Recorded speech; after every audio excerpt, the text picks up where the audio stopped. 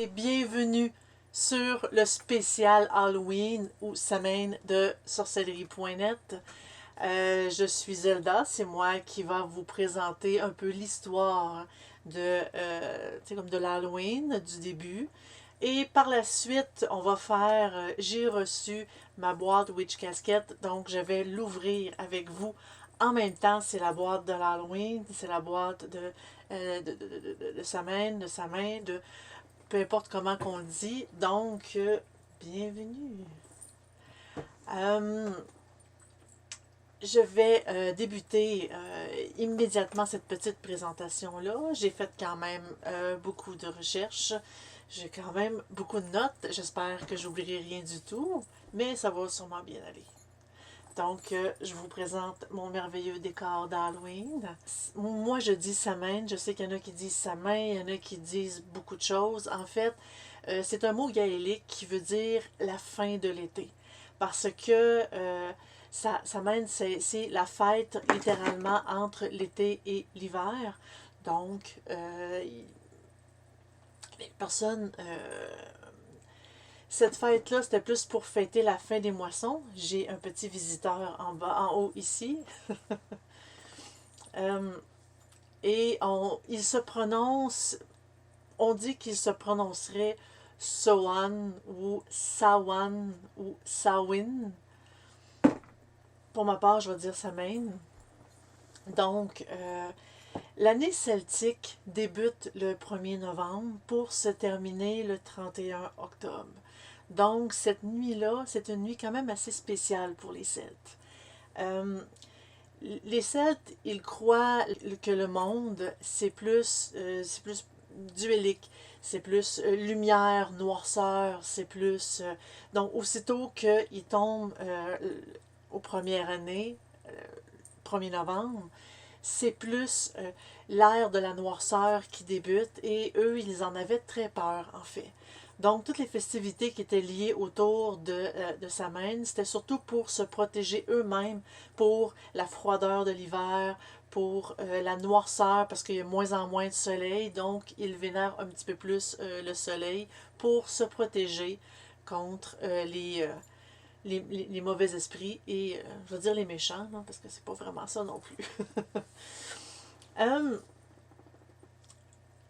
L'année celtique, en fait, ça débute à la fin de la moisson, qui est le début de l'hiver, de la noirceur, du froid, pour ensuite se réveiller avec le printemps et puis la lumière tant choyée de l'été, où est-ce qu'ils peuvent tout accumuler la nourriture pour pouvoir survivre tout l'hiver. Euh, Ils ont deux fêtes principales, qui est Beltane, qui est plus, c'est comme 30 avril, 1er mai, au printemps, et ils ont Samhain, qui est de la nuit du 31 octobre au 1er novembre. Cette fête-là, comme je l'expliquais, c'était pour se protéger, c'était pour qu'ils puissent survivre, pour qu'ils puissent vivre sans la maladie pendant tous les mois d'hiver. Euh, En fait, c'est le moment pour eux que le monde spirituel devient, en fait, les deux mondes, spirituel et physique, ils sont tellement proches que c'est rendu, la ligne est mince entre les deux, la nuit de Samhain. Donc, c'est ce moment-là où les esprits peuvent traverser, les créatures de l'autre monde peuvent traverser pour aller visiter notre monde. Après, ils s'en vont, ils disparaissent et ils ont la paix, si je peux dire, si je peux m'exprimer ainsi. Euh, les dieux s'amusaient beaucoup aussi à jouer des mauvais tours aux humains, donc ils en avaient très peur. Et comme je disais, l'esprit des morts se mêlait aux esprits des vivants, parce que eux, leurs ancêtres, ils étaient très importants pour eux.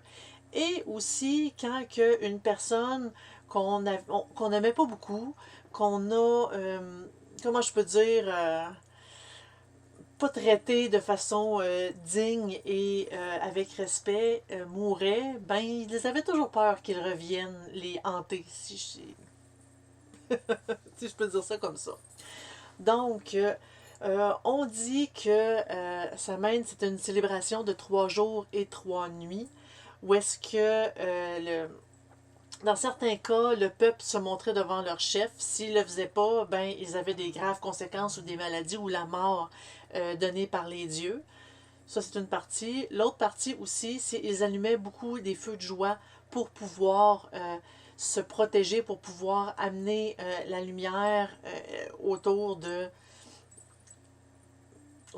pour se protéger, là, en fait, là, pour essayer que les dieux soient plus avec eux, plus humbles, plus gentils avec eux pour les mois durs de l'hiver. Parce que pendant l'hiver, des fois, il peut arriver que les récoltes pourrissent dans leurs granges. Ils peuvent avoir des, des maladies, ils peuvent avoir des animaux qui veulent manger. Et eux, ils croyaient aussi que les esprits allaient piger un peu là-dedans.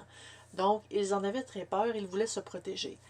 Euh, Justement, après les récoltes, les Celtes rejoignaient les druides et ils fêtaient autour des feux. Souvent, il y avait des gros banquets avec beaucoup d'alcool, beaucoup de boissons. Ils buvaient à l'excès pour justement en même temps fêter la fin des récoltes parce qu'à l'Halloween, à Samhain, pardon, tout devait être terminé, tout devait être rangé et terminé. Euh, Parce qu'ils croyaient que si c'était pas terminé, ben les esprits allaient utiliser, pourrir la nourriture qui restait, qui n'était pas cachée. Euh, les druides aussi, étant donné que le monde des esprits et des vivants était très mince, les druides en profitaient pour pouvoir prédire le futur par les contacts des esprits. Donc, c'était une pratique qui était très utilisée à ce moment-là. Euh, Par la suite, comme je le disais, les ancêtres croyaient que, en fait, les Celtes croyaient que les ancêtres et les esprits traversaient le mince voile entre le monde des morts et des vivants pour rôder un peu autour dans leur village. Euh, et les Celtes accueillaient leurs ancêtres à leur table. Ils faisaient des grands banquets chez eux pour euh, parler à leurs ancêtres. Ils laissaient la porte ouverte, les fenêtres ouvertes pour que les ancêtres puissent rentrer et venir se nourrir eux aussi de la nourriture qu'ils avaient installée sur la table. Les enfants en profitaient pour divertir les esprits ainsi et les adultes expliquaient, les donner les dernières nouvelles, qu'est-ce qui s'était passé dans l'année, on a un nouveau-né, il y a un mariage qui s'annonce et tout, donc il transmettait des nouvelles. Euh, Selon les histoires, c'était aussi à deux sens, parce qu'il disait que les esprits, les ancêtres aussi leur parlaient. Donc, c'était vraiment une belle méthode pour communiquer avec les morts. Euh, Par la suite, après après ce festin-là, les Celtes aimaient beaucoup, en fait, ils plaçaient de la nourriture près de leur porte et sur le chemin pour guider l'esprit des ancêtres à retourner dans le monde des morts et pour éviter qu'ils errent dans le monde des vivants pendant tout le restant de l'année. Parce que des esprits errants, c'est jamais agréable, autant pour les morts que pour les vivants, bien sûr. Même chose, pour éviter que les esprits indésirables puissent rentrer dans la maison, ils plaçaient la nourriture loin dans le chemin. Ils plaçaient la nourriture un peu loin pour que les esprits errants puissent se nourrir, mais pour qu'ils ne rentrent pas non plus dans la maison. Donc, il y avait un peu de nourriture partout.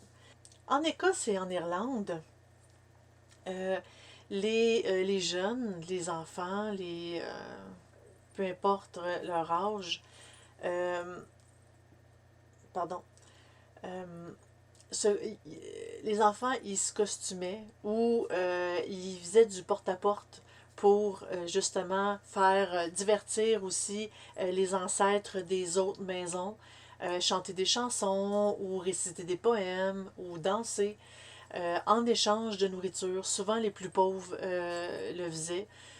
Ou aussi, ce qui pouvait être fait, c'est il donnait, euh, il promettait de prier pour l'âme des ancêtres en échange de nourriture ou de bière.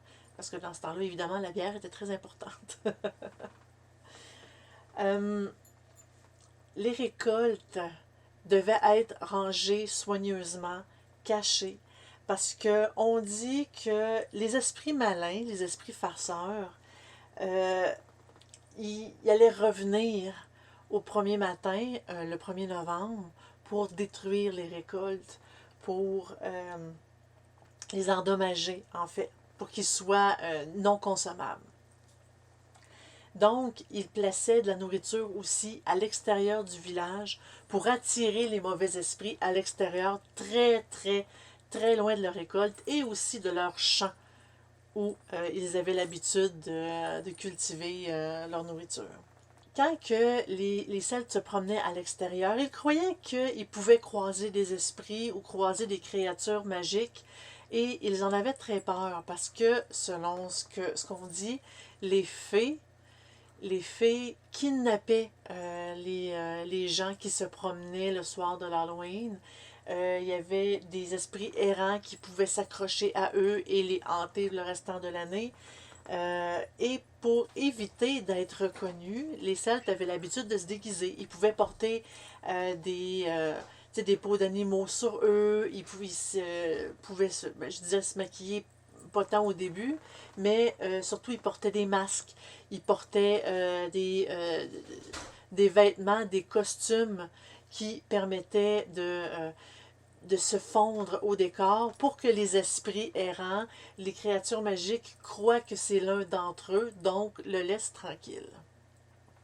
C'est un peu le début des costumes qu'on porte à Samhain.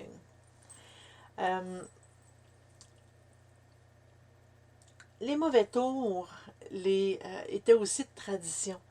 Il y avait des personnes qui profitaient de cette nuit-là pour jouer des mauvais tours aux autres membres de la société, aux autres membres de leur tribu, de leur village. Et évidemment, tous ces mauvais tours-là, c'était les fées qui en étaient la cause.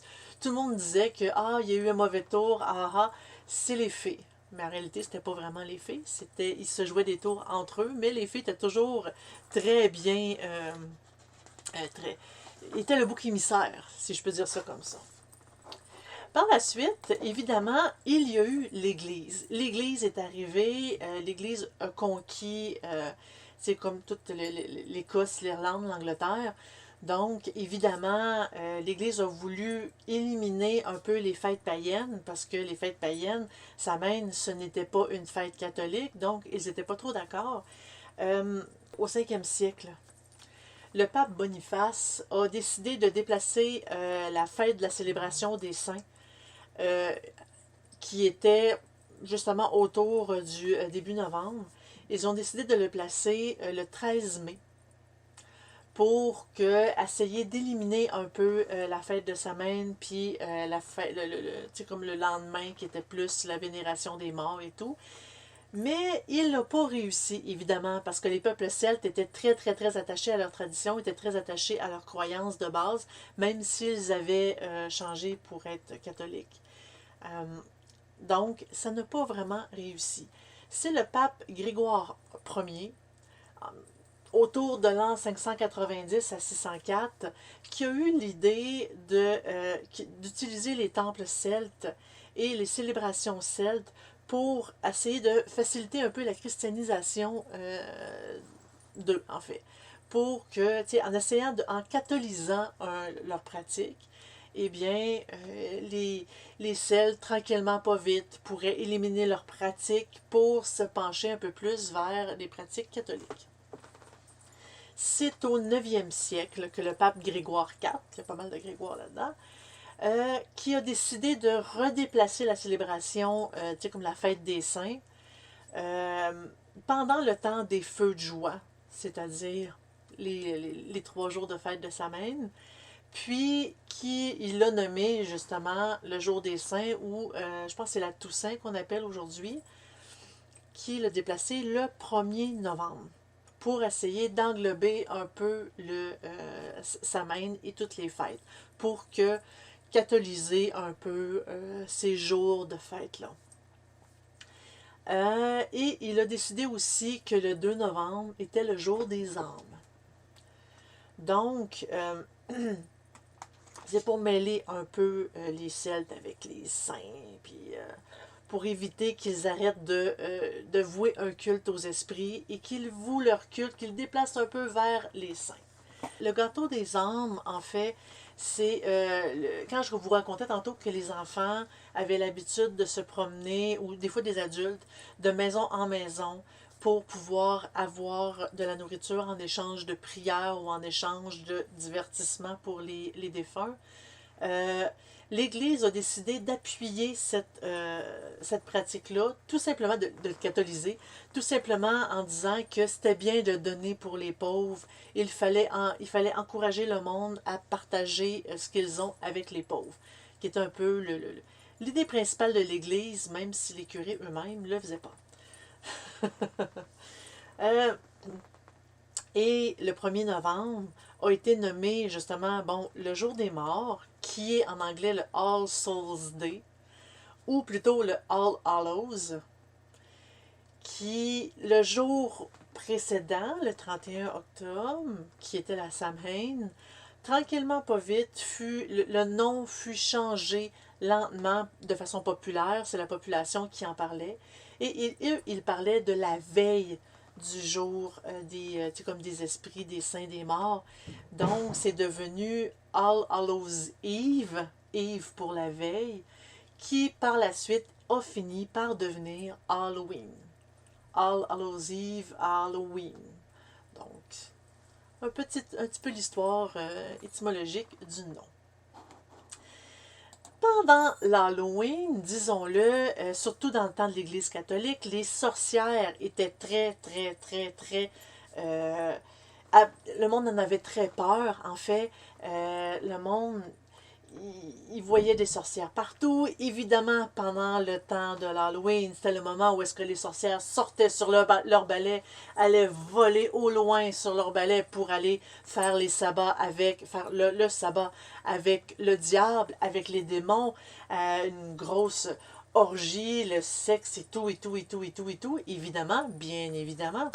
De base, l'association avec le ballet et les sorcières viendrait d'un rituel païen celtique qui, c'est pour la fertilité, en fait, c'est les fermiers dansaient avec leurs fourches et leurs femmes dansaient avec le balai pour, euh, euh, pour honorer la lumière du soleil qui donnait la fertilité, qui rendait fertiles les champs. Donc, c'est un petit rituel païen qui ne se situait pas vraiment à ce moment-là, mais l'esprit populaire a associé les deux.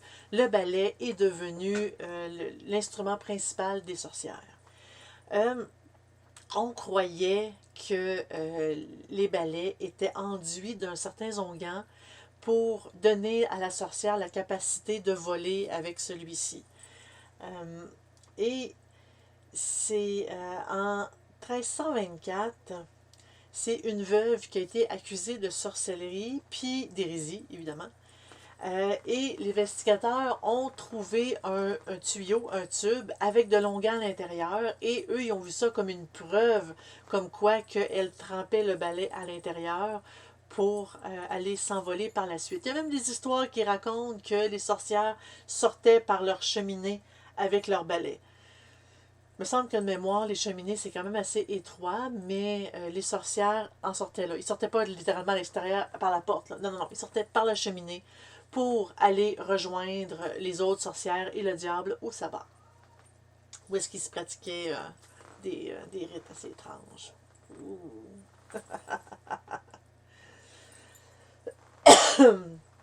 Malgré tout, la première sorcière à avouer, vraiment, parce qu'il y en a vraiment eu très peu des sorcières qui ont avoué voler sur un balai, la première sorcière qui l'a avoué, évidemment, sous la torture, bien sûr, parce qu'on avoue n'importe quoi sous la torture, je précise. Donc, la première sorcière à avouer sous la torture qu'elle volait sur un balai était en réalité un homme. C'est Guillaume Edeline, qui était un prêtre de Saint-Germain-en-Laye, qui est proche de Paris. J'espère que je dis le mot comme il faut. Mes amis français, avisez-moi. Et il a été mis aux arrêts en 1453, jugé pour sorcellerie parce qu'il avait ouvertement critiqué l'Église.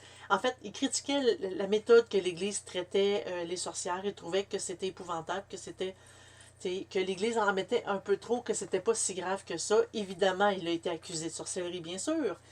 Et il y a eu pendant son procès, évidemment, il s'est confessé parce qu'il y a eu torture précédemment. Et il s'est repenti et malgré qu'il n'a pas été tué, il n'a pas été exécuté, ben, il a quand même été emprisonné à vie pour ses crimes de sorcellerie, même s'il s'était repenti. L'idée des sorcières sur les balais était vraiment très, très, très bien établie. C'était une croyance quand même assez majeure. Et mais il y a pas eu beaucoup de sorcières qui ont vraiment avoué voler sur les balais, mis à part évidemment sous la torture de oui, oui, oui, je le fais, pour éviter justement, pour que la torture se termine, justement. Mais dans tu sais, en sorcellerie, tu sais, toutes les croyances païennes, en fait, le balai est important pour une chose, ça nettoie les énergies négatives. Non, il n'y a pas de vol sur le balai. Non, les balais se transforment pas comme dans l'animation très préférée de Disney, l'apprenti sorcier. Mais les balais balaient en plus de balayer la poussière, balaient les mauvaises énergies qu'il y a dans la maison pour purifier la maison. Donc le balai, oui, est important pour la sorcière, mais malheureusement pas pour ce qu'on voudrait en faire. Parce que moi aussi, j'aimerais ça voler sur un balai. Vraiment beaucoup. Euh, le, le chat noir, il y a une raison pourquoi que le chat noir était très fui, que le monde en avait très peur. C'est que dans la croyance populaire, les chats noirs étaient des sorcières transformées qui, euh, qui marchaient ou qui se cachaient. C'était leur façon de se dissimuler pour se promener, pour aller à leur sabbat ou pour aller à des rencontres de sorcières. Justement, donc, les sorcières se transformaient en chats noirs pour se promener impunément un peu partout dans le village ou à l'extérieur du village. Donc, les chats noirs étaient très, très, très... étaient très craints. C'est le mot que je cherchais. Et justement, parlant de chat noir, c'est ma petite chatte, Lilou. Je vous la présente. Elle était à côté de moi tout le long. Elle est très gentille d'ailleurs. Donc, c'est un peu l'histoire des chats noirs. Pourquoi que le monde a si peur des chats noirs? Qu'est-ce que tu fais là? Joue pas avec ça. Fais, petit poil. Par la suite.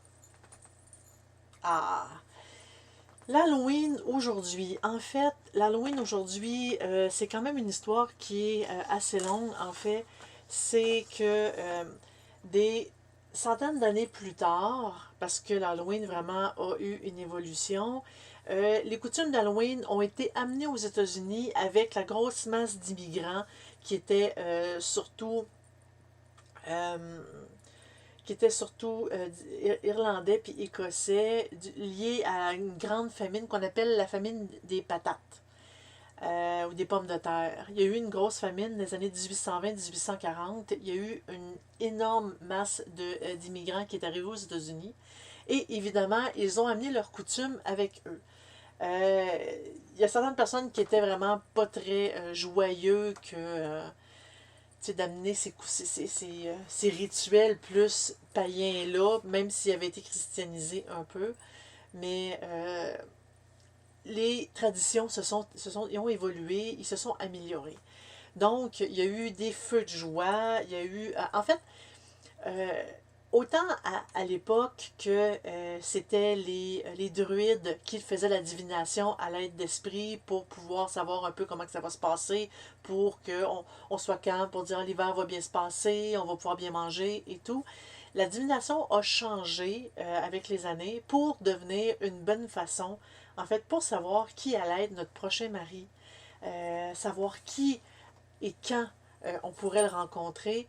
C'était justement à la journée, le 31 octobre, à l'Halloween, que c'était exactement le bon moment pour faire de la divination, peu importe la méthode, autant communiquant avec les esprits, avec le pendule, avec les, les, euh, les cartes, pour savoir. Il y avait aussi des méthodes quand même assez précises, assez bizarres, que j'ai pas noté, mais que j'avais lu, qui parlaient de comment ils pouvaient essayer de trouver. Et c'était pas des personnes précises qui faisaient de la divination. C'était à peu près tout le monde qui pouvait en faire, selon les façons, peu importe la méthode de divination utilisée. Bref.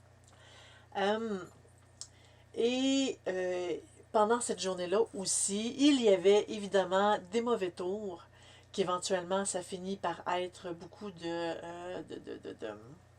vandalisme, que le peuple des États-Unis, que les dirigeants ont essayé d'éliminer.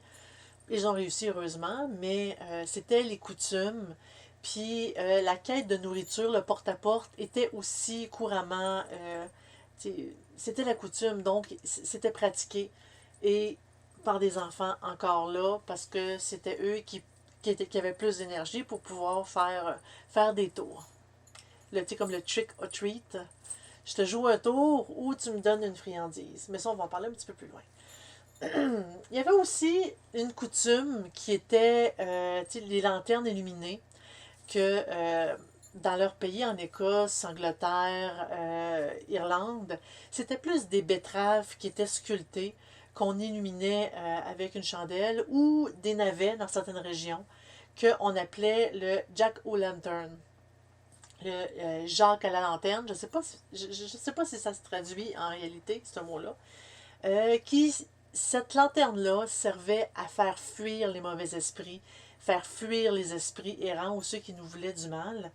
Les immigrants américains, en arrivant, ont comme découvert que c'était beaucoup plus pratique avec des citrouilles, parce que les citrouilles étaient plus grosses, c'était plus facile à tailler, et ils pouvaient faire à peu près n'importe quoi avec les citrouilles, parce que oui, les visages épeurants, comme qu'on voit un peu ici, ils étaient... c'était courant. Ils s'amusaient à les tailler. Euh, mais il y a aussi une légende liée à ces navets, à ces betteraves ou citrouilles-là. La légende, c'est la légende de Stingy Jack. Stingy Jack est un homme qui hante la terre parce que le diable ne le veut pas en enfer et il est un peu trop... il n'est pas assez gentil pour pouvoir entrer au paradis.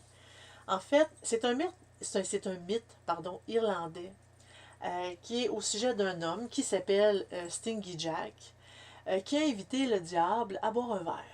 Mais Stingy Jack ne voulait pas le payer, le verre. Donc, il réussit à convaincre le diable de se transformer en pièces pour payer le dit verre. Ben, leur verre, en fait, parce que le diable aussi avait bu avec lui.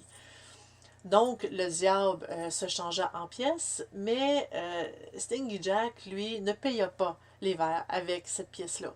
Il la plaçait plutôt dans sa poche, à côté d'un signe de croix, pour empêcher le diable de se retransformer de nouveau.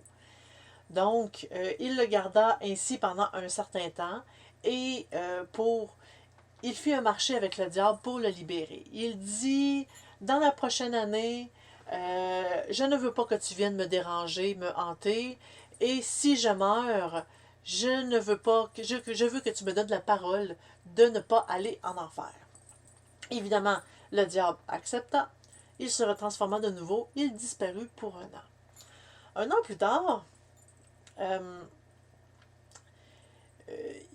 en discutant avec le diable, il réussit à faire grimper le diable à un arbre pour aller chercher un fruit euh, dans le haut. Probablement qu'il lui a dit, comme on dit au Québec, t'es pas game. Le diable montant dans l'arbre, et pendant que le diable était dans l'arbre, Stingy Jack se dépêcha pour tailler, pour graver dans le tronc un signe de croix pour empêcher le diable de redescendre. Et évidemment, encore là, il y eut une grande discussion, une grande négociation avec le diable pour dire, regarde, dans les 10 prochaines années, si je meurs, je ne veux pas que tu viennes chercher mon âme, et aussi, tu ne me déranges pas non plus. Le diable finit par accepter, bien sûr. Donc, Sting et Jack détruisent la croix pour que le diable puisse descendre. Mais, quelques années plus tard, Sting et Jack mourus, on dit d'une cirrhose du foie parce qu'ils buvaient beaucoup d'alcool, en réalité. Donc, selon la légende, il a voulu monter, entrer au paradis, mais Dieu il a littéralement dit euh, non, t'es pas assez pur, t'es pas assez saint pour pouvoir rentrer ici, donc non, tu n'entres pas au paradis. Et le diable, lui, tenant sa promesse, il dit garde, je te veux pas chez nous non plus, et même encore là, je tiens ma promesse, je t'ai promis de ne pas aller chercher ton âme, j'irai pas la chercher. Ce qu'il fit, par exemple, le diable en échange, c'est qu'il lui donna, c'est une, c'est une betterave, je crois, et il lui donna du charbon ardent pour qu'il puisse s'illuminer dans la nuit, pour qu'il puisse errer avec de la lumière. Donc, c'est ça, c'est dans un navet. C'est dans un navet sculpté avec du charbon ardent et il illumine son chemin dans le monde des vivants quand que lui, il est mort. Donc, il est devenu un esprit errant. Il erre sur la terre depuis. Et les Irlandais ont fini par l'appeler Jack of the Lantern, Jacques à la lanterne. Puis par la suite, simplement, ils ont raccourci tout ça pour Jack O'Lantern. Donc, en Irlande et en Écosse, les habitants ont commencé à fabriquer leurs propres lanternes, évidemment pour éloigner les mauvais esprits et aussi éloigner Jack O'Lantern de leur maison pour éviter qu'il leur amène du mal, qu'il leur amène des mauvais tours. Et ils gravaient des visages effrayants sur la lanterne, sur le navet, sur le, le, le, le, le, la betterave et sur la citrouille aux États-Unis, ben plus en Amérique. Il gravait des visages menaçants pour faire peur aux esprits errants, pour faire peur à Stingy Jack s'ils se promenaient en face de leur maison. En Angleterre, c'est ça, c'était des larges betteraves qui étaient utilisées, c'est surtout en Angleterre. Donc, les citrouilles sont devenues vraiment les meilleurs Jack-o'-lantern qui ont été découverts aux États-Unis parce que la citrouille, c'est un fruit qui est d'origine des Amériques. Donc, plus tard, il y a eu beaucoup de vandalisme pendant l'Halloween que la population pouvait éliminer en donnant des petites friandises, en donnant des gâteaux, en donnant des choses. Donc, s'ils donnaient, bien, ils savaient que leur maison ne serait pas vandalisée. Un peu de trick or treat. Tu me donnes la nourriture, sinon je te fais un tour. Et c'était surtout dans les années 1950, parce que pendant le temps des guerres, il n'y avait pas vraiment d'Halloween qui était célébré. Dans les années 1950, c'est là que la fête est devenue surtout une fête d'enfants. T'sais, oui, les adultes s'amusent un peu, mais c'est surtout les enfants qui faisaient du porte-à-porte pour récolter des friandises en échange de tours, en échange de je vais danser, je vais chanter pour toi et je veux avoir des friandises. Aujourd'hui, l'Halloween et Samhain est vraiment deux fêtes totalement distinctes, séparées, parce que l'Halloween est fêté aujourd'hui par les enfants, par les adultes, mais il n'y a vraiment aucune connotation païenne, aucun rite païen, ni aucune, comment je peux dire ça, aucune fête et aucune croyance qui est liée à ça. Avec les esprits des morts, ce que je veux dire, c'est surtout des. Oui, on se déguise en fantôme, on fait semblant d'y croire. En fait, pour eux, ils font semblant d'y croire le temps de l'Halloween pour amuser les enfants et on donne des bonbons aux enfants vraiment pour l'amusement de tous. Samhain, par contre, est une fête qui est restée, surtout par l'émergence des Wiccans, de la Wicca, parce que les Wiccans, eux, fêtent Samhain beaucoup. Ils font des feux de joie, ils font des grandes célébrations avec des festins. Et il y a aussi les pratiquants du paganisme, comme de la magie celtique, druidique, que la fête de Samhain est très, très, très prisée. Surtout aussi, étant donné que le voile est très mince entre le monde des morts et le monde des vivants pendant cette nuit-là, ben, même si on ne fête pas la fête en tant que telle, c'est vraiment le meilleur moment pour faire de la divination, parler aux esprits, parler à nos ancêtres, puis aussi pour faire du spiritisme, jouer à Ouija, faire ce que vous avez envie. En fait, quand que on, tu sais, je dis parler aux esprits, quand que là, je fais juste un petit lien.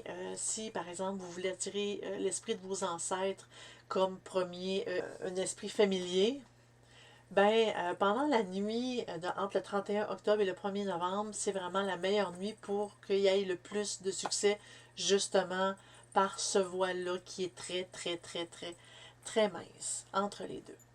Donc, quoi faire à la semaine? La divination et parler aux esprits. Parlez-leur, pas besoin de faire un gros rituel. Simplement parler, par exemple, bon, moi, personnellement, ma maman est décédée. Donc, je peux dire, maman, je m'ennuie de toi, il s'est passé ci, il s'est passé ça, cette année était une bonne année, cette année, j'aimerais ça, tu sais, comment que toi tu me vois, et souvent, ça, étant donné que le voile est très mince, ben, ces personnes-là sont attirées et ils viennent nous voir. Euh, les créatures de l'Halloween. En fait, il y a beaucoup de créatures et là, je ne commencerai pas à vous parler de squelettes, de vampires, de zombies. Je sais que c'est des costumes qui sont très, très, très populaires pour les enfants à l'Halloween. C'est des costumes que quand on parle de Halloween, évidemment, c'est... on s'imagine aussitôt des momies, des cadavres, des ghouls, mais quoi que les ghouls aussi, les ghouls ça fait partie un peu de la mythologie. En fait, il y a quelques monstres qui viennent littéralement des anciens mythes celtes qui rôdaient pendant la semaine. Il y avait la Puka. En fait, il y avait les fées, comme j'avais parlé, les fées qui se promenaient. Les fées n'étaient pas nécessairement gentilles, ils n'étaient pas méchantes non plus, mais c'était comme les messagères entre le monde des morts et le monde des vivants. Ils traversaient beaucoup le voile. Donc, les fées, quand ils nous voyaient, pouvaient nous kidnapper pour nous amener dans le royaume des morts. Donc, les fées étaient quand même assez craints, malgré que Disney les a assez enjolivées avec les histoires. La Puka, en fait, c'est un esprit irlandais qui pouvait amener autant de la chance et de la malchance aux Celtes. Euh, ils se changeaient, ils étaient ils se transformaient, ils changeaient leur forme, leur apparence, et ils venaient détruire un peu les récoltes. Le monde en avait peur, puis pour éloigner les Pukas, ben justement, ils mettaient de la nourriture à l'extérieur du village pour que ils se rassasient de cette nourriture-là et pour éviter qu'ils rentrent dans le village et détruisent les vraies récoltes des Celtes.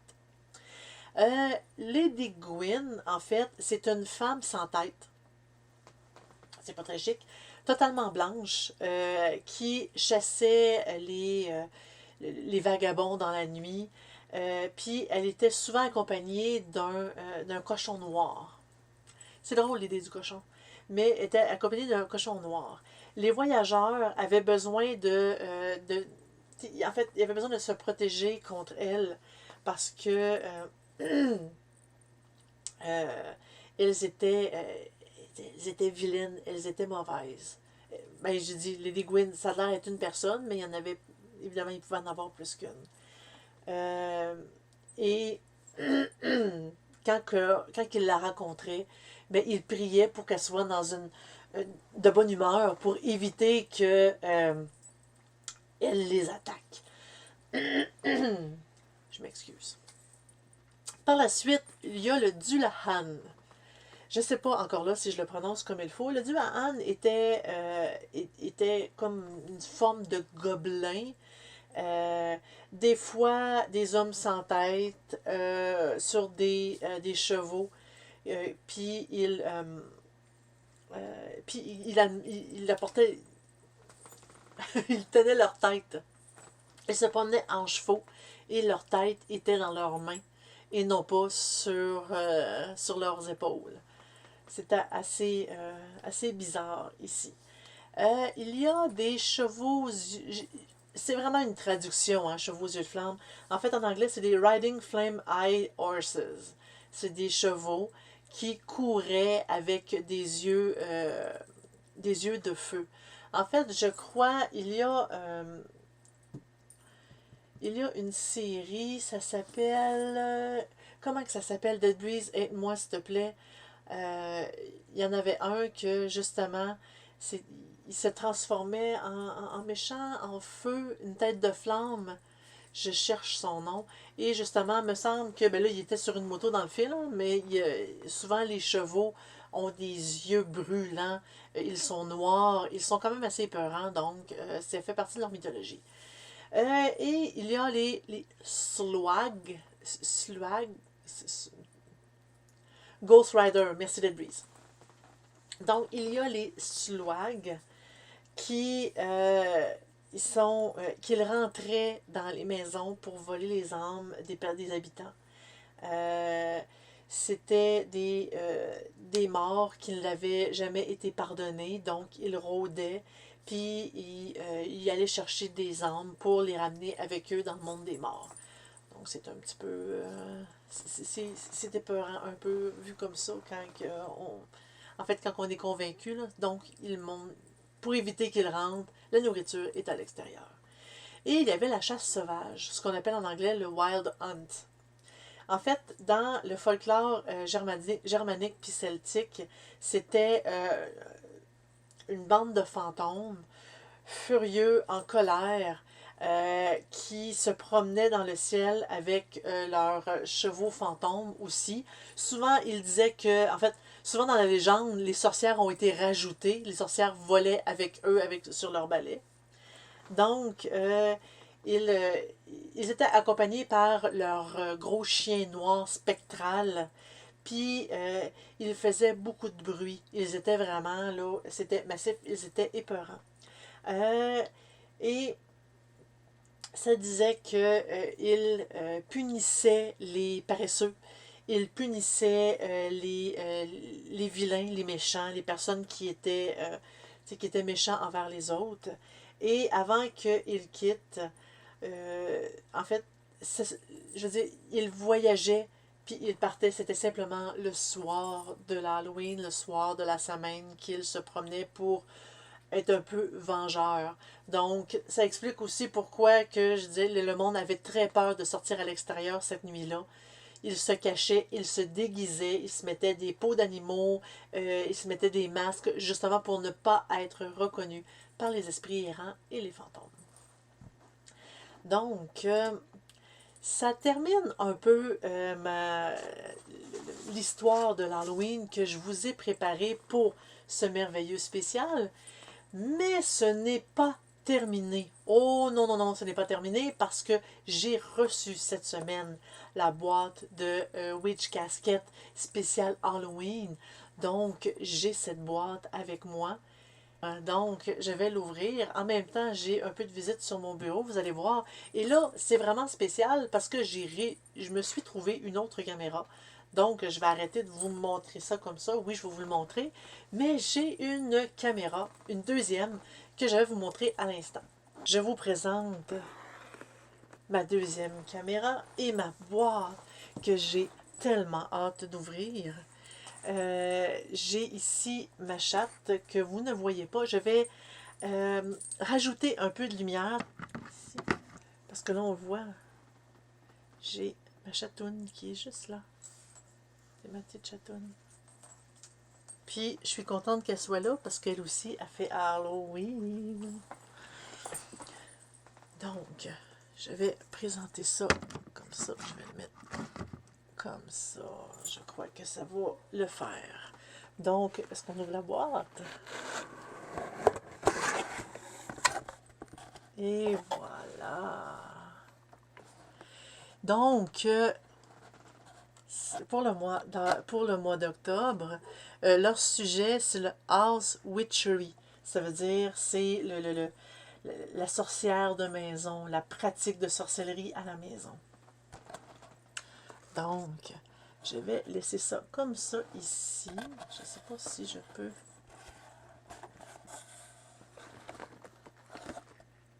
faire ça comme ça. Vous allez voir en tout temps ce qu'il y a dans la boîte. Donc, ici, le House Witchery.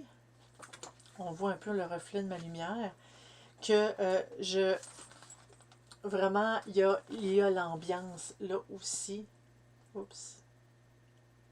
Une belle maison avec un texte qui dit que c'est la boîte la plus anticipée de l'année parce que c'est Samhain, parce que c'est une fête pour les sorcières. Et j'ai...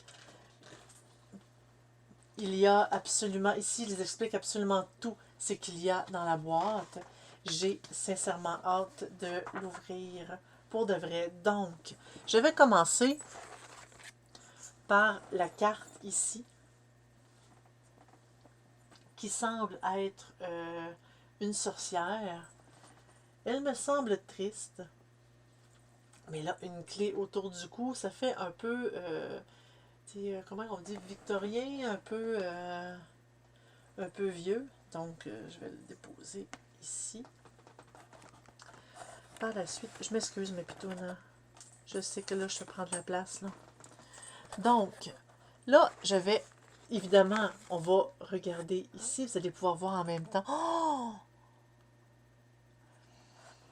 Ça sent. Il y a quelque chose qui sent. Ici, j'ai un petit sac. Oups. Ma chatte, elle s'amuse avec mes fils. C'est le kit de protection, le sac de protection magique. Ça contient tout ce que vous avez besoin pour créer un sac de protection magique. Et là, ma chatte, elle vient de quitter. Ah, ouais. Que là, je vais plus ouvrir la boîte comme ça. Donc, ici, je vais l'ouvrir. Non, Lilou, ta Nante. Et là, elle a décidé de s'amuser à mes dépens. Donc, je vais l'ouvrir. Je peux-tu? Non, je n'aurai pas le choix de le briser.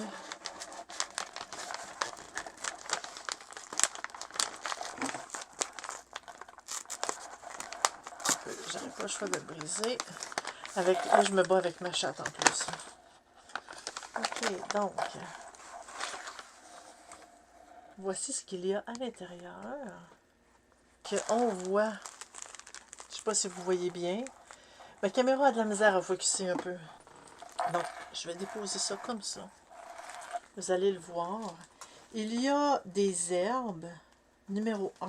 Donc, ça dit que c'est des racines de pissenlit. C'est bizarre un peu. Je vais vous le montrer, là. Est-ce que tu focuses? Non, il ne semble pas vouloir focuser.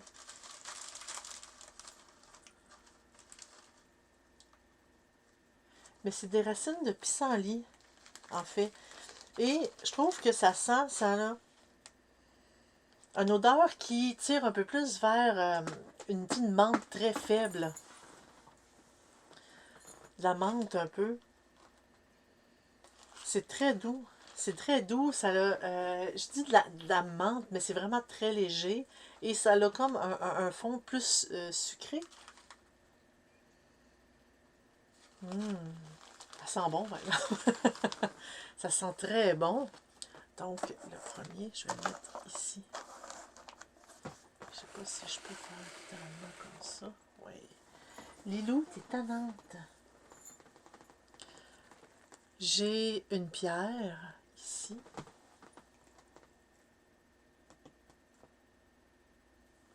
Une merveilleuse pierre. C'est une quartz. Une quartz fumée. Mais elle a l'air assez claire par contre. Je sais pas si vous le voyez bien. Ma caméra ne veut pas. Allô? Ma caméra ne veut pas. C'est une merveilleuse quartz fumée. Mais elle est quand même assez claire pour une quartz fumée, à mon avis. Mais avec les petits sacs, je vais avoir plein de petits sacs. Donc, ici. Il y a un autre sac qui est littéralement bien plein. En fait, c'est marjoram. C'est-tu de la marjolaine, ça? T'es prise? Marjoram. Donc, c'est-tu... Elle est vraiment pleine. Je vais l'ouvrir. Ça a l'air d'être assez poudreux par contre. On dirait un peu comme du persil haché.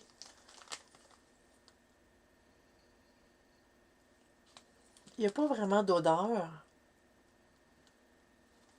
Il n'y a pas vraiment d'odeur à ça. Mais ça sent bon quand même. Là. C'est pas, ça sent pas mauvais. Ça sent quand même bon. Mais l'odeur est très, très, très difficile à décrire. Vraiment difficile. Il y a un sac. Un sac qui est tressé. On dirait une espèce de sac de... un sac de lin, un sac... c'est quand même assez gros. Parce que, regarde, il fait quand même la taille de ma main. Il est quand même assez gros. C'est vraiment, c'est comme pour se protéger. Donc, c'est un sac de protection. Fait que, il y a évidemment la petite carte qui raconte tout, qui explique tout. Ça dit que j'ai besoin de la poche, de la racine de pissenlit, marjoram, que je pense que c'est de la marjolaine, mais je ne suis pas sûre. Puis le quartz fumé. En fait, ça dit qu'il faut que je mélange les racines de pissenlit avec... En fait, il faut que je mélange les deux sacs, les deux poudres, ensemble, avec de l'intention. Il faut y mettre de l'intention, il faut y mettre de la visualisation. Et leur propriété protectrice va enlever toute la négativité. Ça dit de s'asseoir avec la quartz fumée et d'y placer nos intentions. Que cette pierre nous protège le porteur de la poche magique. Placez le mélange d'herbes et la quartz fumée dans le sac et le refermer de façon très ferme. Portez avec vous ou placez-le dans votre maison comme un charme de protection contre les énergies négatives. Une fois que vous ressentez le charme qui ne fait plus effet, vous pouvez offrir les herbes à la terre avec vos remerciements et nettoyer le cristal et réutiliser la poche. Réutiliser encore parce qu'il ne faut évidemment pas tout mettre, mais on peut le refaire plusieurs fois. Donc, c'est vraiment, c'est ici, là, avec toutes les explications, c'est vraiment super avec la magnifique poche et tout. Donc, le gros truc à gauche, c'est une espèce de boîte de mélange de sorcières. La boîte est vraiment belle, hein? Puis, elle n'est pas en plastique, là. Je ne sais pas si vous entendez le son un peu, là. C'est vraiment, on dirait une canne. Puis, un peu, là, je vais l'ouvrir ici, là. Est-ce qu'il s'ouvre? Oh!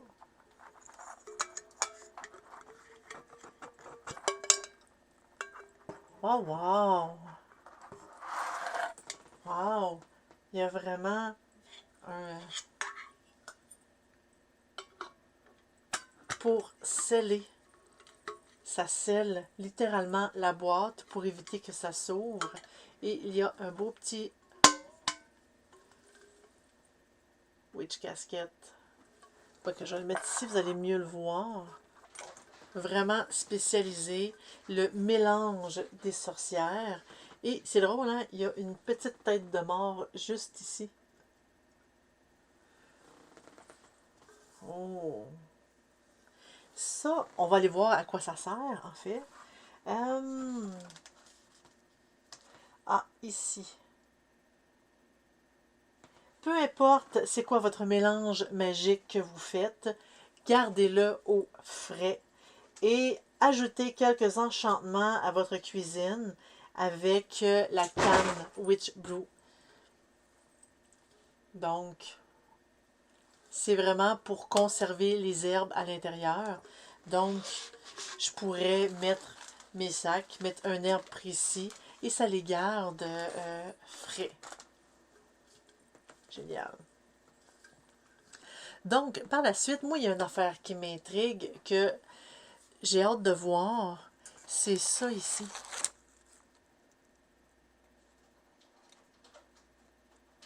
C'est un petit balai. C'est un tout petit balai. Ici, ça dit... Je vais vous le montrer, là. On va voir.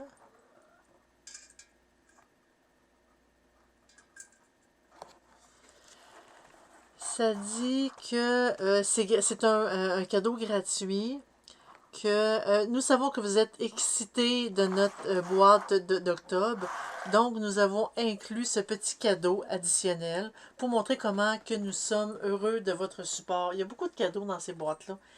Et c'est un symbole pour bannir et nettoyer. Le balai exclusif peut être utilisé de façon métaphorique pour nettoyer les esprits, les énergies négatives de votre hôtel avant que vous débutez un sortilège, un travail de magie. Ce balai de rituel peut aussi être utilisé pour diriger les énergies et de lancer des cercles, de fabriquer des cercles de protection. Je ne sais pas si... Je pense que j'ai brisé quelque chose avec ma caméra en voulant diminuer un peu son... il ne veut plus faire de focus. Il va falloir que j'arrange ça. Ou c'est peut-être encore la magie d'Halloween, étant donné que mon micro ne voulait plus fonctionner en début. Donc, je vais sortir le petit balai. Le balai est vraiment... Oh, wow! Oh, wow! Regardez. C'est un petit balai. Est-ce que ça va mieux fonctionner pour ma caméra? On dirait pas.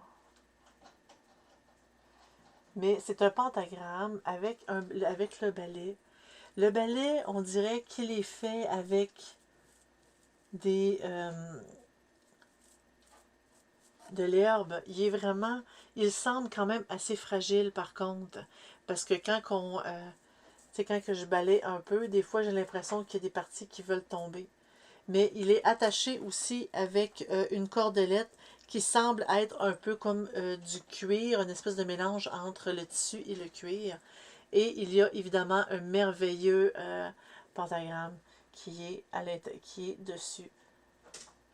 Le balai, il est vraiment beau. Le manche, c'est du bois. C'est une branche de bois. C'est vraiment, là, wow! Ça, là, c'est parfait. Et normalement, un balai pour nettoyer l'endroit, pour nettoyer notre maison, devrait être fait comme ça, avec des branches de foin, un manche en bois, tout attaché. C'est vraiment le balai de tradition de la sorcière pour nettoyer les énergies négatives. Il est vraiment beau. Et là, j'avais pris quelque chose tantôt.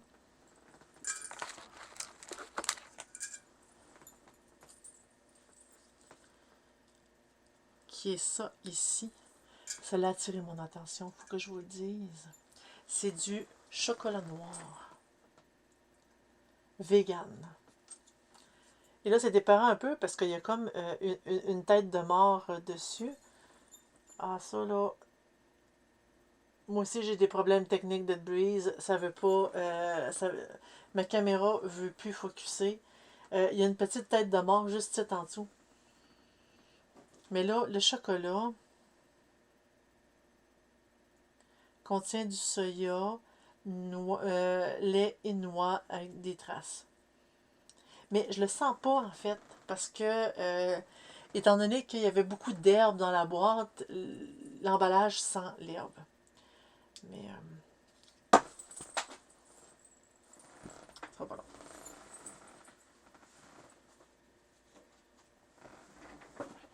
Ah, j'ai trouvé ma pierre en même temps. Oups.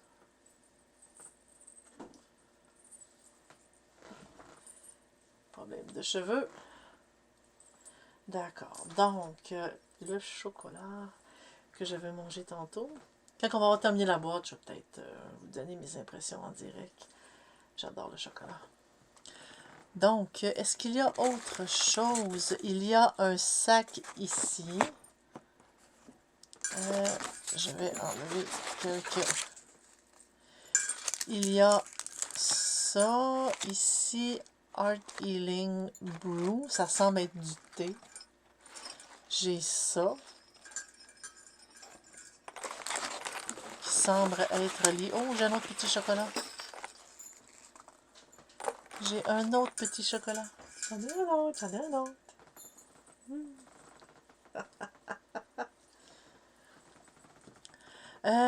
J'ai ici un autre sac avec quelque chose à l'intérieur. J'ai l'impression d'avoir de l'encens. C'est peut-être ça qui sent. Et j'ai ici... Moi, je suis à peu près certaine que vous apprécierez beaucoup, beaucoup, beaucoup ce qu'il y a ici.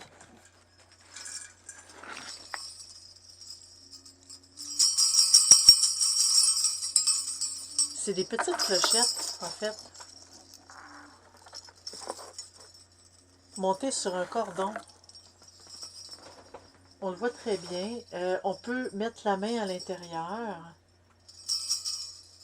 et tout est attaché. On dirait c'est du tissu, c'est tressé. Tout ça ici, c'est tressé. C'est vraiment, ça a l'air vraiment fait solide. Et tout est attaché avec 1, 2, 3, 4, 5, 6, 7 clochettes. 7 qui est un chiffre chanceux. Elles sont vraiment belles. Ça dit que c'est des clochettes, c'est des cloches de sorcière. Pour vous le lire un peu ici, c'est aussi tant et aussi longtemps qu'on l'utilise, ça nettoie les énergies stagnantes et indésirables de la maison.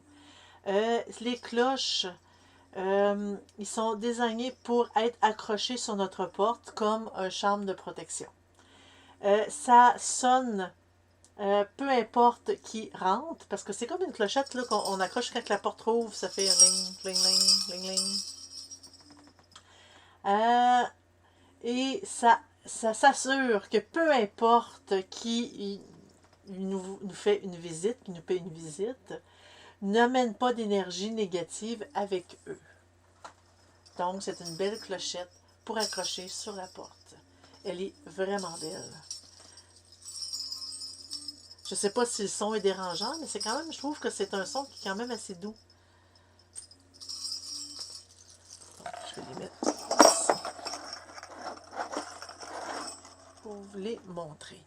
Par la suite, j'ai vu qu'il y avait de l'encens. Oups, les clochettes n'ont pas tenu. Un peu si je fais ça comme ça. Voilà.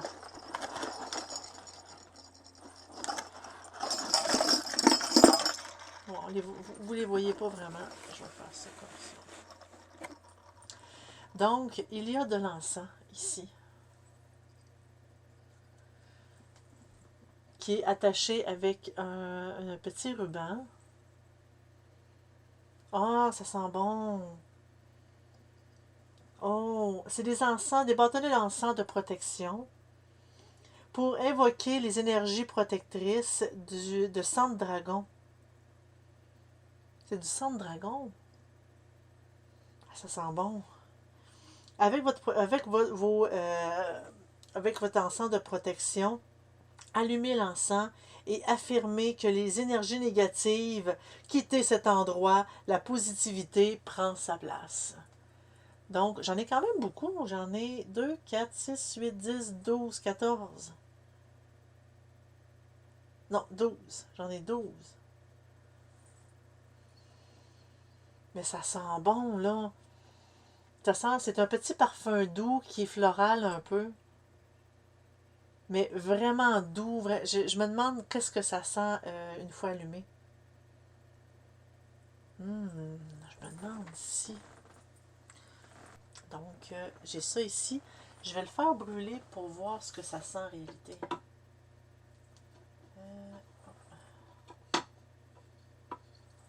Voilà, je vais en faire brûler un. Je vais vous le dire, parce que comme ça, là, ah, ça sent vraiment bon, mais vraiment bon. J'ai mis où? Ah, il est ici. Donc, je vais l'accrocher comme ça. Et je vais le faire brûler. Je crois que j'ai mis... Oups. Mon briquet. Ici.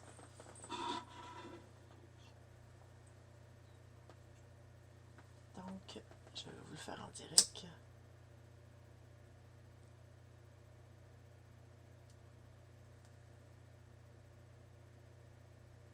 On voit un peu le feu et l'encens.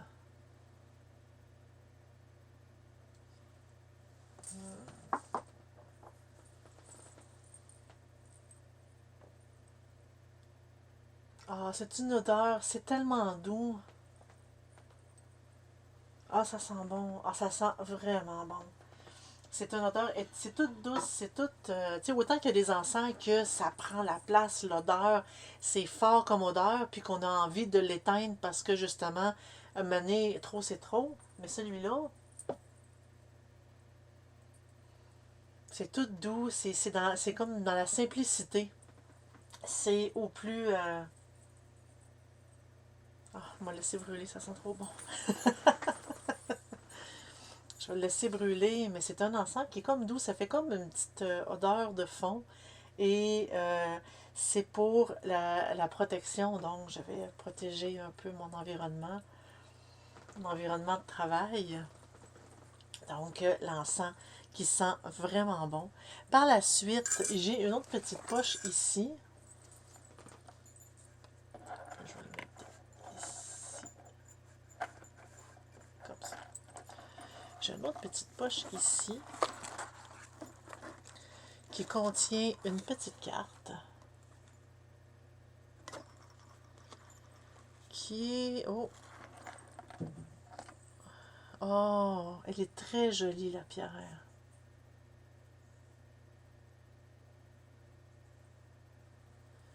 Donc, je vais regarder ce qu'ils expliquent ici. C'est... ça calme la colère, ça encourage l'harmonie, ça augmente l'estime de soi et ça encourage, ça promouvoit le courage. Ça peut aider de se sentir en pouvoir pour passer au travers des difficultés. Elle est vraiment belle. Ça dit, c'est le carnéliane. C'est la cornaline? C'est le carnéliane, c'est une pierre de stabilisation. Vraiment, c'est pour stabiliser. Mais je pense que c'est ça, c'est de la cornaline. Mais elle est vraiment belle. Elle est vraiment jolie. Je sais pas si... Il va-tu finir par l'autre côté? Donc...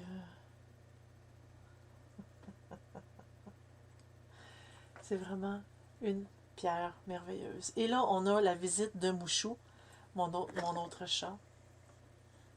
J'en ai 3. J'adore les chats. Donc, la pierre, elle est vraiment belle. C'est une pierre pour se protéger. Normalement, ce type de pierre-là, il faut les charger. Mais juste le fait d'en porter une, ça nous aide. Donc, ça calme les mauvais esprits. Par la suite, oui, le sang dragon, ça sent bon parce que j'en avais pas. Puis là, justement, vous avez, je pense que mon petit Mouchou, il veut sentir. Qu'est-ce que tu voudrais que j'ouvre, Mouchou? Qu'est-ce que tu voudrais? La grosse poche noire? Celle-là, là? C'est-tu ça que tu veux? C'est-tu ça que tu veux? C'est autre chose? Je pense que c'est ça que tu veux, là. Ouais. Bon, ben je pense que Mouchou a décidé. C'est ça ici que je vais ouvrir.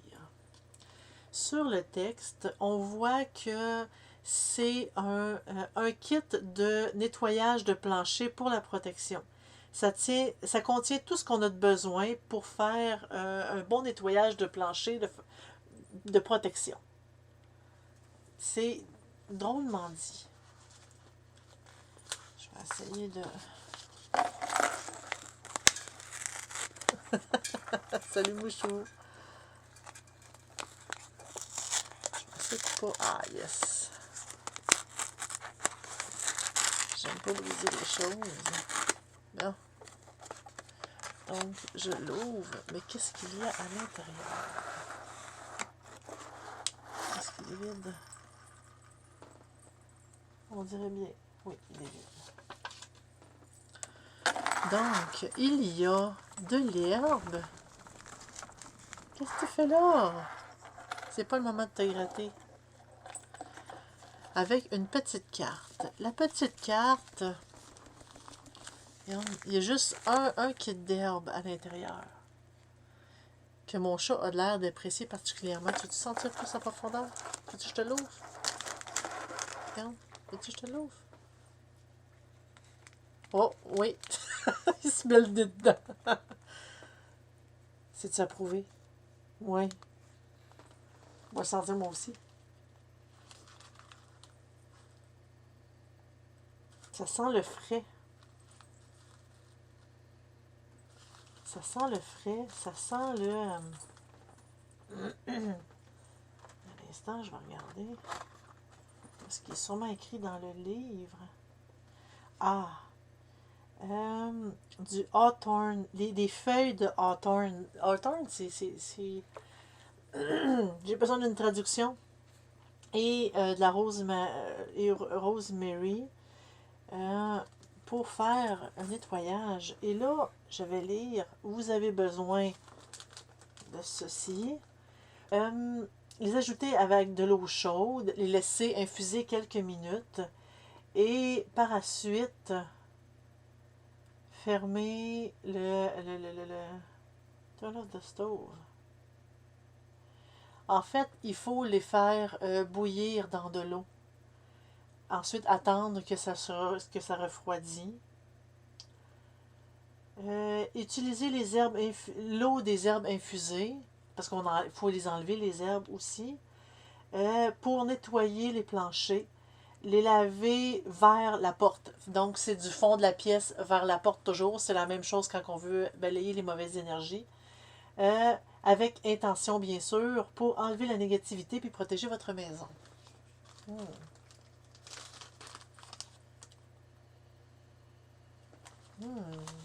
Ça sent le frais. Ça sent vraiment le frais. Oh, Mouchou, le retour. Hey, Tana.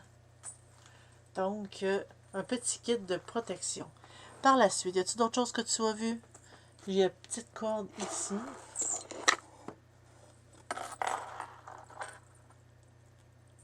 Oh, c'est un petit panneau qui est fait comme en bois plaqué. Où est-ce qui est imprimé dessus, protégé par la magie, qu'on peut accrocher.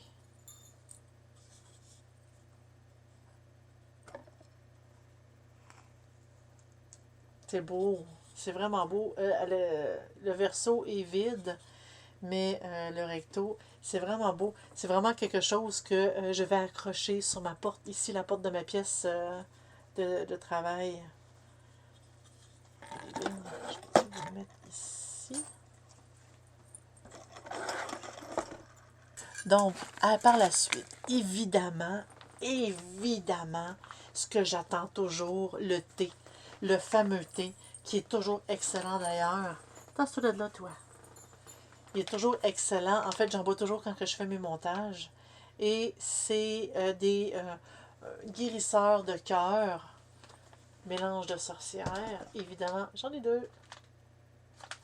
Il y en a toujours un. C'est un thé vert nettoyant qui guérit les cœurs, combiné c'est des pommes, combiné avec des pommes pour guérir les cœurs et faire de cet enchantement-là un mélange de goût, avec beaucoup de goût. Puis, évidemment, il faut boire avec intention. Et ça dit ingrédients, des pommes séchées, puis des feuilles de thé vert.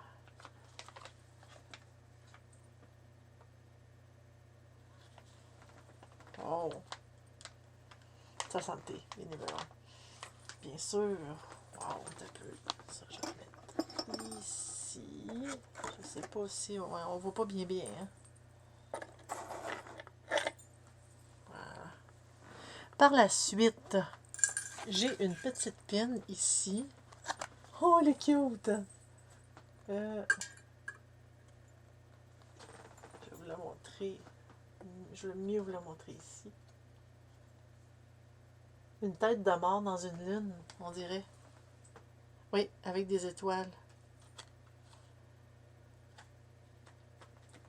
Puis elle n'est pas en plastique, là. Parce que c'est la saison de l'épouvante. Et ils ont créé cette pin-là pour faire avec avec l'Halloween. Elle est vraiment cute. Par la suite, un peu, est-ce que je peux la mettre genre comme ça ici? Non, vous ne la verrez pas.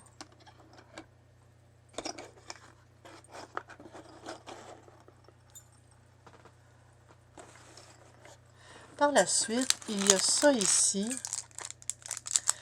on dirait que c'est fait avec de la cire.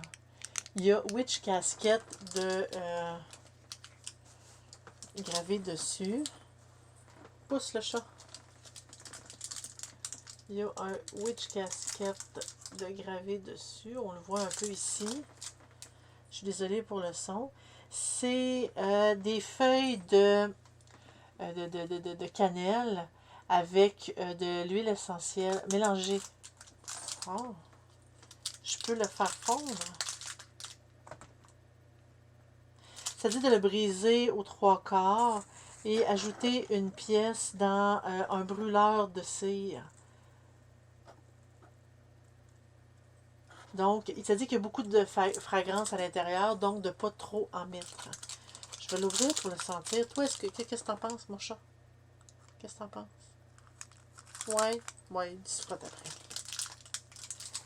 Je vais comme l'ouvrir un peu. Ici, je vais comme l'ouvrir.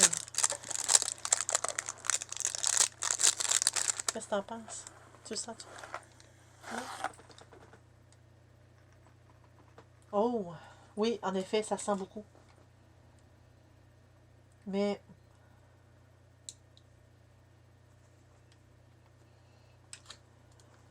ça sent autre chose que la cannelle, on dirait. C'est peut-être moi qui capote un peu. Ça sent autre chose que la cannelle.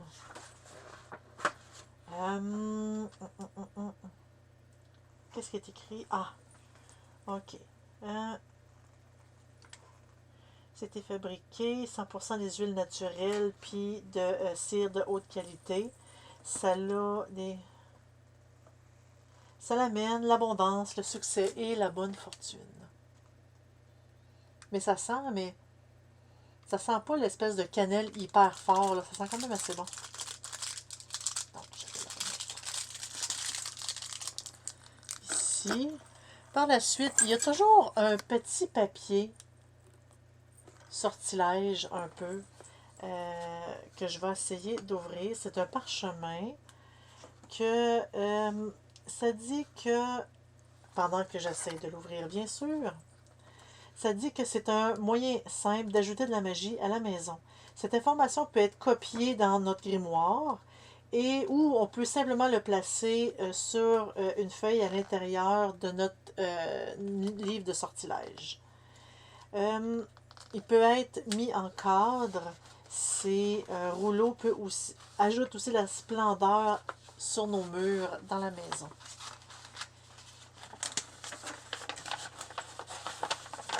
You! Et voilà. Il est cute. Il est vraiment cute. Ça dit... Je vais aller ici pour vous le montrer, pour qu'on puisse peut-être le lire ensemble. Ça dit c'est des façons simples d'ajouter de la magie à la maison. T'as les cloches de sorcière, que ça dit qu'on peut utiliser pour enlever la mauvaise énergie. Le nettoyage de la maison est quand même assez bon, puis ça ramène des vibrations joyeuses. Nettoyer les planchers, ça enlève la négativité. Les cristaux peuvent être placés partout dans la maison pour protéger notre espace. Là, je saute un peu les bouts, là. Les balles de sorcière, c'est des sphères traditionnellement faites de vitre qui, accrochées dans la maison, éloigne les esprits maléfiques, l'énergie négative, les sortilèges et la mauvaise fortune. Euh, Amener la nature à l'intérieur, ça peut nous aider à rester plus, tu sais, comme groundé, plus, tu sais, comme les pieds sur terre. Puis les huiles essentielles, les sprays d'aura, peut aussi nous aider pour nettoyer et amener de la bonne énergie. Donc, c'est tout mignon. Je vais essayer de le placer comme il faut. Donc, c'est un merveilleux rouleau avec toutes les choses à faire pour apporter les bonnes énergies et éloigner tout ce qui est négatif de la maison. Je vais le mettre ici. Ensuite, est-ce que c'est tout? Est-ce que c'est tout? Là, ce que je vais faire, je vais tasser ça. Enlever la boîte. Et je vais mettre vraiment... Ça, je vais l'enlever. On n'a plus besoin. Le rouleau.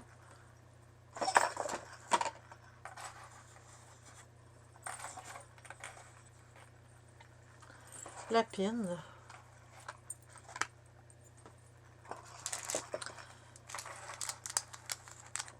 L'espèce de encens ici. Les cloches. J'ai l'encens ici. Qu'on voit mal. Il y a, à l'intérieur, il me reste seulement... Et voilà. Il y a le petit balai qui est vraiment cute. Mais vraiment cute. J'ai des petits chocolats. Chocolat noir vegan. Je pense que je vais y goûter. Ici. J'ai les pierres.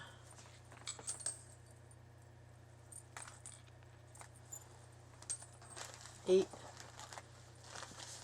les sacs.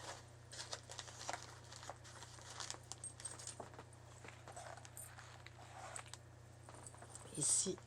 Et ça ici pour protéger. Ça inclut, en fait, j'oubliais. La fameuse boîte. Fameuse pin. Ça fait quand même, il y a quand même beaucoup de choses. Là, on voit un de mes chats ici. Ça fait, il y a quand même beaucoup de choses dans cette boîte-là. C'est vraiment extraordinaire. Vraiment, là, je suis pas déçue. Le spécial, c'est comme Halloween, le spécial Samhain, le spécial Octobre, je trouve qu'il y a beaucoup d'articles qui sont très intéressants. Ça sonne vraiment magie parce que je sais qu'il y a certaines boîtes que c'est plus des items cute et des sortilèges. J'aime le fait que cette boîte-là, oui, il y en a des sortilèges, mais c'est surtout des items à utiliser, des items de tous les jours. C'est une boîte quand même assez positive, j'aime ça. Et la boule de cristal aussi, là. On aime ça. Je vais fonctionner un peu avec mon costume. Si je me recule, je vois beaucoup de choses. Je vois qu'il y a un chat qui va être tannant tantôt. Donc, ça complète. Je vais goûter au chocolat. Je veux goûter au chocolat. Est-ce que vous avez envie que je goûte au chocolat? Moi, j'ai envie de goûter au chocolat. Donc,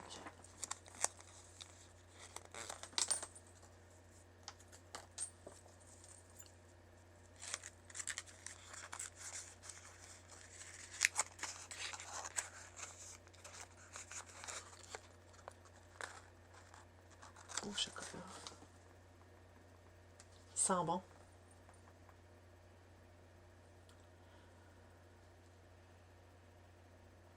sais pas, on dirait que je sens la menthe. C'est peut-être lié avec d'autres types de poudre.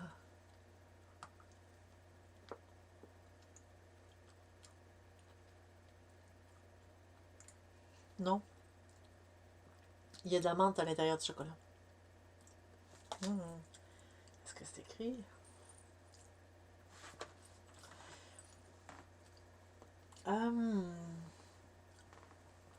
Je lis.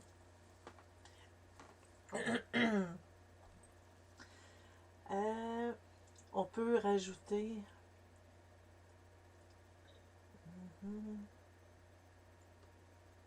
Ça le dit pas. Ça dit juste qu'il y a peut-être quelques petites peanuts à l'intérieur, mais c'est vraiment une petite gâterie parce que c'est sa main d'Halloween un peu. Mais le chocolat, il est vraiment bon. Il est vegan, mais il est vraiment bon. Il goûte... je sais que en Angleterre, ils aiment beaucoup la menthe. Puis les chocolats à la menthe sont très prisés là-bas, comme du thé. Mais le chocolat, il me donne envie d'aller boire leur thé. Il est bon. Vraiment bon. Directement quand on va avoir terminé, je vais aller me faire un thé. Puis je vais manger des chocolats. C'est vraiment bon. Ceci dit, je vous remercie beaucoup, beaucoup, beaucoup d'avoir été là. Je vous dis un gros merci. Merci beaucoup à mes Patreons, à nos Patreons. Un gros merci. Si vous avez besoin de plus d'informations, je vous recommande fortement d'aller voir www.sorcellerie.net. C'est un site internet, c'est 100% gratuit. Vous pouvez trouver toutes sortes d'informations sur la magie, la sorcellerie, les pratiques.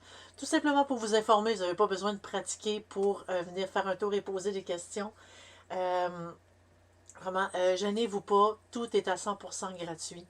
Donc, un gros merci. Vous pouvez aussi venir nous écouter nos vidéos sur YouTube. Faites une recherche sur Sorcellerie.net. Même chose sur Twitch. On fait des directs à toutes les semaines. À tous les samedis, on se présente.